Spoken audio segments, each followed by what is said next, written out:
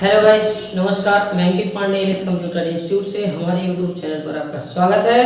तो गाइस, आज मैं फिर से आपके सामने टैली की अगली टॉपिक लेके आया हूँ, बल्कि टैली का एक अगला चैप्टर लेके आया हूँ, जो चैप्टर 3 के नाम से आप जान सकते हैं।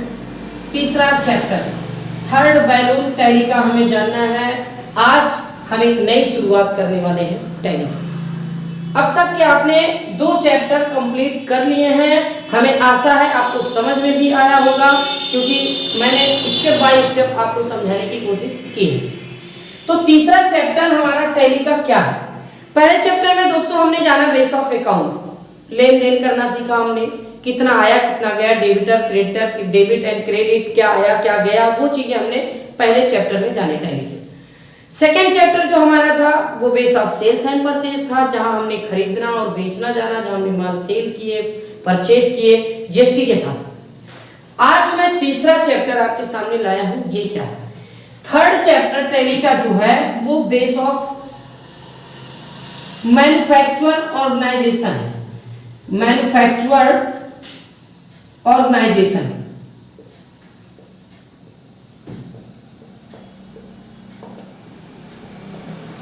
मतलब तीसरा अध्याय जो हमारी टैली का है वो क्या है? मैन्युफैक्चरिंग। मैन्युफैक्चर मतलब निर्माण करना होता है, ऑर्गेनाइजेशन मतलब आयोजन। इसमें हम निर्माण करने के आयोजन करेंगे। जैसे अब ये तीसरा चैप्टर आपका किससे रिलेटिव है? मैन्युफैक्चर ऑर्गेनाइजेशन मतलब आप जैसे ऐसी कंपनी से रिलेटिव ये है जो कंपनी सामान का निर्माण करती है, मतलब अपना स्टॉक मेंटेन करती है। इसके अंतर्गत हम क्या सीखेंगे? सामान का ऑर्डर देना, ऑर्डर लेना, ऑर्डर का माल बेचना, ऑर्डर का माल खरीदना और खराब माल वापस करना, खराब माल वापस लेना। जैसे आपने देखा होगा अमेजॉन, फ्लिपकार्ट, मीशो जैसे तमाम ऐसी कंपनियां हैं जिन पे हम क्या करते हैं? ऑर्डर लगाते हैं। अपने घर पे बैठ के मोबाइल फोन से, कंप्यूटर द्वारा क्या करते हैं? सामान का ऑर्डर लगा देते हैं। तो आप जरा सोचिए, सामान का ऑर्डर आप देते हो, उस कंपनी में एम्प्लॉय कार्यरत होंगे जो क्या करते होंगे, उनको जो ऑर्डर आपने दिया उसे वो अपनी कंपनी में दर्ज करते होंगे, अपनी टैली में, अपनी एंट्री में वो करके होंगे, है ना? कि मतलब उनको मिस्टर एलिस से, मतलब अगर हमने ऑर्डर दिया मिस्टर एलिस से निम्न सामान का ऑर्डर मिला, किस सामान का जो हमने दिया, जैसे हमने किसी भी सामान के लिए, फोन के लिए, कंप्यूटर के लिए, कीबोर्ड के लिए, माउस के लिए, ऐसे किसी भी डिवाइस के लिए, किसी भी सामान के लिए हमने ऑर्डर लगा दिया, तो वो कंपनी क्या करेगी? ऑर्डर अपने यहाँ एंटर कर लेगी, ऑर्डर मतलब रिसीव कर लेगी। जब वो सामान कंपनी डिस्पैच करके हमारे पास भेजेगी, मतलब ऑर्डर का माल वो सेल करने के लिए हमारे पास आएगी, तो जब वो लाएगी यहाँ पे तो क्या होगा? मतलब उसने हमें डिलीवरी नोट कर दिया, मतलब डिलीवरी नोट में वो एंट्री जाएगी, उसने क्या किया? डिलीवरी हमारे पास दे दिया। अब अगर ऑर्डर का माल हम रिसीव कर लेते हैं तो उसने क्या कहा? ऑर्डर का माल बेचा, हमने ऑर्डर का माल रिसीव किया, मतलब हमने रिसीप्ट नोट में दर्ज कर लिया। वही कभी कभी किसी कारण पर सामान हमें वापस करना पड़ जाता है पैसों की वजह से, या सामान में कोई अल्ट्रेशन होता है, कोई कमी होती है, सामान रिटर्न के लिए हम लगाते हैं, कभी एक्सचेंज में लगाते हैं, तो मतलब खराब माल वापस करने के लिए। खराब माल वापस करते हैं तो कंपनी क्या करती है? अपने आप वही एंट्री कर लेती है कि हमको खराब माल वापस मिला। ऐसी तमाम सारी एंट्रियों का समाधान, इनका सॉल्यूशन आप तीसरे चैप्टर टैली के जानेंगे, ठीक है? तो बेस ऑफ मैन्युफैक्चर ऑर्गेनाइजेशन तीसरा चैप्टर हमारा टैली का क्या है? मैन्युफैक्चर ऑर्गेनाइजेशन से।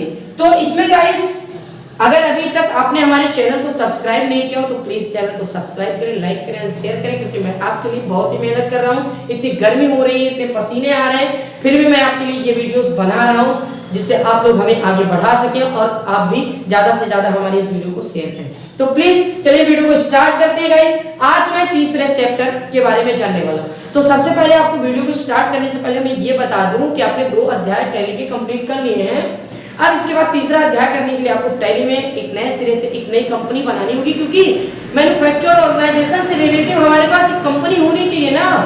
ऐसी कंपनी हमारे पास होगी, इस कंपनी का हम क्रिएशन करेंगे, फिर कंपनी में एंट्री करना सीखेंगे, फिर हम किसी कंपनी में जब लगेंगे, कार्यरत होंगे, एम्प्लॉय होंगे उनके, तब उसमें हमें एंट्री करना आसान लगेगा। तो सबसे पहले आपको क्या करने होंगे? टैली को स्टार्ट करने के बाद बिल्कुल वही पुराना तरीका, आपको एक टैली में कंपनी क्रिएट करना होगा। वो कंपनी क्रिएशन के बाद फिर हम क्या करते हैं? कंपनी जो हमारी क्रिएट हो जाती है तो उसके अंदर हम क्या करते हैं? एंट्री, जो हमारे लेन देन हो रहे हैं उसकी हम एंट्री कर देते हैं। हमने कितना माल लिया, कितना माल दिया, कितना माल का ऑर्डर लिया, ऑर्डर दिया, खराब माल वापस लिया, खराब माल वापस दिया। इन सारी एंट्रियों को जो दर्ज करेंगे वही तो टैली के अंदर दर्ज करेंगे अपनी कंपनी के अंदर। तो अब हमें टैली में एक नई कंपनी बनाने के लिए करने क्या होंगे, टैली में एक नई कंपनी बनाने के लिए हमें करने क्या होंगे, आप टैली को स्टार्ट करेंगे, गेटवे ऑफ टैली से आपको प्रेस करने होंगे Alt + F1। Alt + F1 आप जब दबाएंगे, प्रेस करेंगे अपने कीबोर्ड से टैली में, तो आपके सामने कंपनी इन्फो आएगा, कंपनी इन्फो। तो कंपनी इन्फो में आपको फीचर दिखेंगे क्रिएट एंड सिलेक्ट। सबसे पहला फीचर आपको जो दिखेगा वो सिलेक्ट कंपनी का दिखेगा। अगर आपने टैली में पहले से कंपनी बना के रखे होंगे तो आप सिलेक्ट कंपनी पे इंटर करेंगे। अगर आपने कंपनी नहीं बनाई अभी तक, कंपनी बनाना चाहते हैं, तो आप क्रिएट कंपनी पर इंटर करेंगे। क्रिएट कंपनी, तो जब आप क्रिएट कंपनी पे इंटर करेंगे तो आपके सामने इंटरफेस आएगा क्या, ये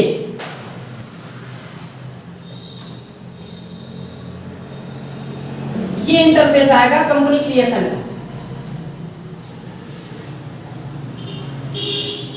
कंपनी क्रिएशन, तो सबसे पहले आपसे पूछेगा कंपनी नेम। आप अपनी कंपनी का नाम डाल दीजिए, जिस कंपनी के नाम से आप बनाना चाह रहे हैं। तो यहां पे आपने डाल दिया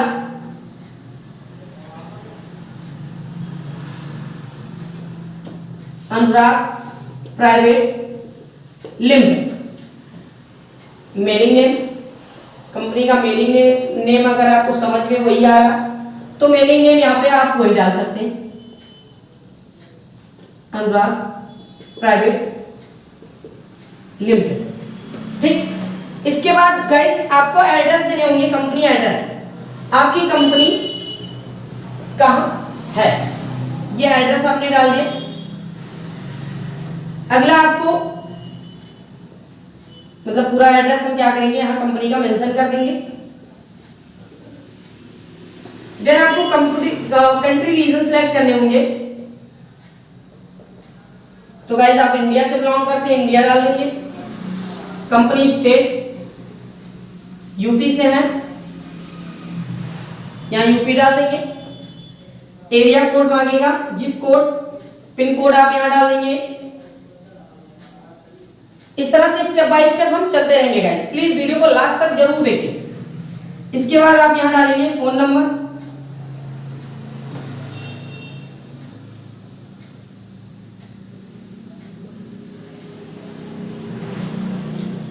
ये मोबाइल नंबर आप डालेंगे।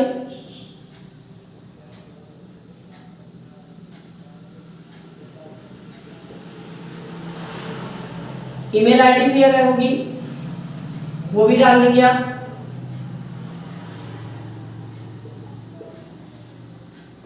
देन एक एक करके अब आपको यहां पूछा जाएगा फाइनेंशियल ईयर, फाइनेंशियल ईयर वित्तीय वर्ष आप बताइए। तो हमारे यहाँ वित्तीय वर्ष जो स्टार्ट होता है वो 1 अप्रैल से होगा, तो यहाँ 1 अप्रैल आप डाल देंगे। ठीक, इसके बाद आपसे पूछेगा करेंसी सिंबल। अगर आप अपनी कंपनी में सिक्योरिटी लगाना चाहते हैं, सिक्योरिटी पैनल पे मिलेगा, आप उसको टिक करेंगे, फिर आप सिक्योरिटी अपना पासवर्ड डाल सकते हैं। अगर नहीं डालना चाहते हैं तो आप स्टेप को एंटर करके आगे बढ़ेंगे, नजरअंदाज करेंगे उसको, करेंसी सिंबल डाल देंगे। करेंसी सिंबल आपका क्या है, INR, इंडियन रुपीस। देन आपको टैली में कंपनी एक्सेप्टिंग के लिए क्या करना होगा, इंटर प्रेस करते जाएंगे, एक्सेप्ट SR नो आएगा। शॉर्टकट कमांड आप जान रहे होंगे, Ctrl+A, क्योंकि मैंने पीछे की वीडियो में कई बार बताया है, कंट्रोल के साथ A बटन दबाते हैं तो आपकी कंपनी एक्सेप्ट हो जाती है। मतलब कोई भी लेजर वाउचर ट्रांजैक्शन कुछ भी एक्सेप्ट करने हुए टैली में तो Ctrl+A प्रेस करेंगे। जी हाँ, तो वीडियो को लास्ट तक जरूर देखते रहें, आगे का स्टेप क्या है हमारा उसको हम जानेंगे। अब अगला स्टेप टैली का हमारा क्या, कंपनी भी हमने क्रिएट कर लिया। कंपनी स्टार्ट होने के बाद उसमें कुछ कैपिटल लगेगी, कुछ पूंजी लगेगी। तो ये एंट्री में आपको एकदम स्टार्टिंग बेसिस पे एक नई कंपनी स्टार्ट कैसे करते हैं, उसमें एंट्री कैसे करते हैं, उसको ऐसे आरंभ करते हैं अपना व्यापार, वो हमें दिखाना है। तो ये एंट्री गाइस मैं आपके सामने लिख रहा हूं, आपको क्या करना होगा, पेन डायरी उठा के इसका सॉल्यूशन निकालना होगा, खुद से भी आप करेंगे। और नहीं समझ में आया तो आप स्टेप को फॉलो करते चलिए, आपको वीडियो देखने के बाद आई होप आपको समझ में आएगा। तो वो एंट्री क्या है, अनुराग राय ने, मिस्टर अनुराग राय ने 15 लाख रुपए लगाकर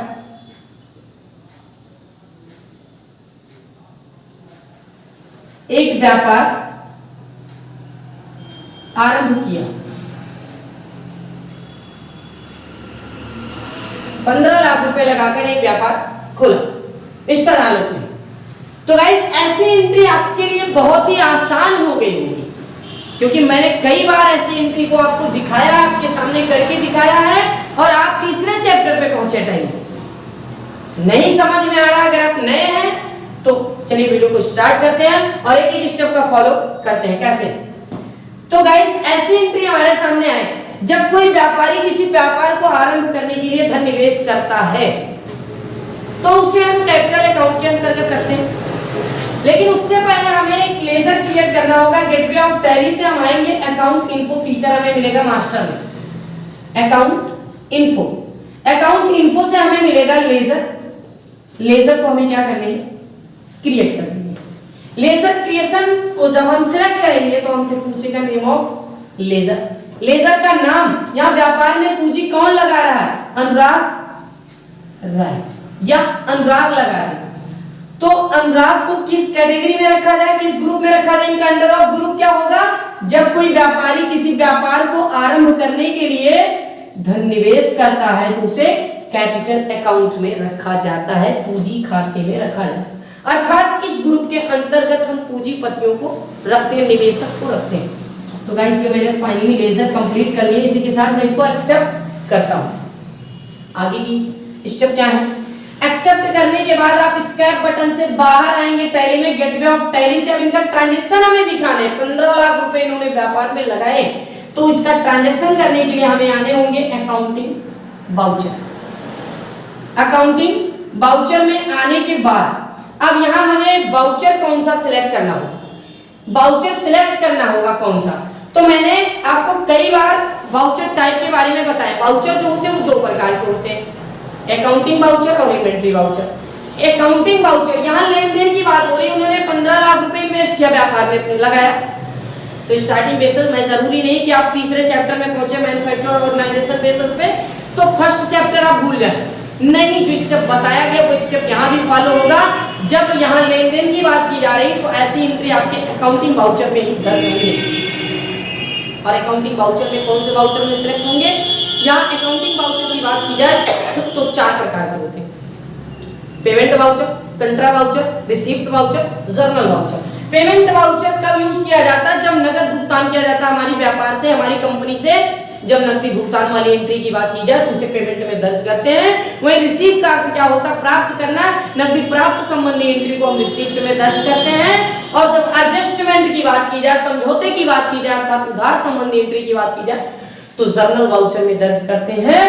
और अगर फंड ट्रांसफर की एंट्री की बात की जाए तो उसे कंट्रा बाउचर में दर्ज करते हैं। आपको बताया गया है कि एक रिसीप्ट बाउचर होता है जिसमें हम पूंजीपतियों को या प्राप्त संबंधी एंट्रियों को दर्ज करते हैं, जिसका कमांड है F6। तो F6 कमांड दबाते ही आपके सामने क्या आएगा, आपके सामने बाउचर आएगा रिसीप्ट। और रिसीप्ट बाउचर में पहले नियम क्या होता है, क्रेडिट। जमा किसका, अनुराग राय, क्योंकि यहां बताया गया receipt voucher personal account. Personal accounts का रूल क्या होता है, रूल्स ऑफ पर्सनल अकाउंट, देने वाले का जमा, लेने वाला ऋण, जिसका गया उसका जमा, जो गया क्रेडिट, जो आया डेबिट। तो यहाँ अनुराग राय लगा रहे, अनुराग ने कितना लगाया, 15 लाख, 15 लाख रुपए इन्होंने व्यापार में लगाए। अब डेबिटर, इनका डेबिट वार्ड अमाउंट कितना है वो उन्होंने कैश में लगाया, तो वो डेबिट वार्ड अमाउंट भी क्या है, 15 लाख, 15 लाख। तो गाइस बहुत ही आसान तरीके से हमने ये एंट्री कंप्लीट करके आपके सामने दिखा दी। आई होप आपको ये समझ में आ रहा होगा। तो प्लीज देर ना करें, जल्द से जल्द चैनल को सब्सक्राइब